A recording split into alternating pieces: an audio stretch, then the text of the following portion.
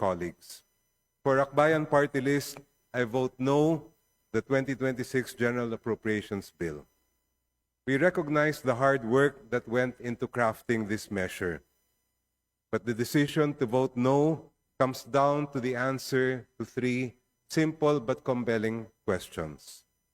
Does the 2026 budget support the future of our youth? Does it uplift the lives of our people? Does it end the culture of corruption?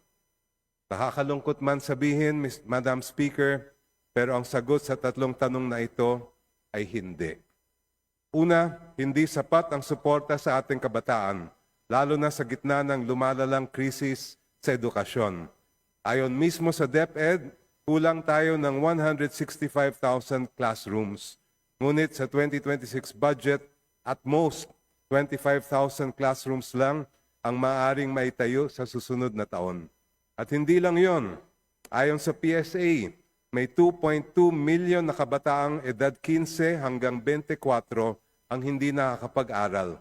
Ngunit sa 2026 budget para sa alternative learning system, wala pa sa 200,000 ang matutulungan.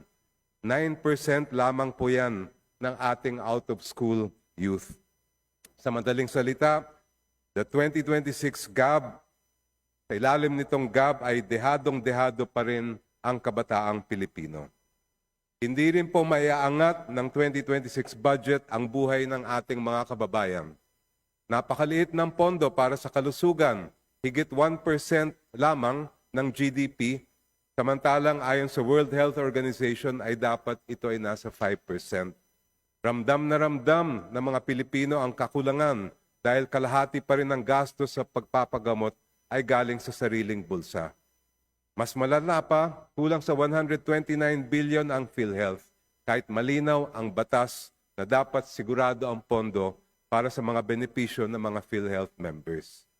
Universal healthcare ang pangako sa taong bayan, pero sa 2026 GAB, mukhang universal hirap pa rin ang ating aabutin.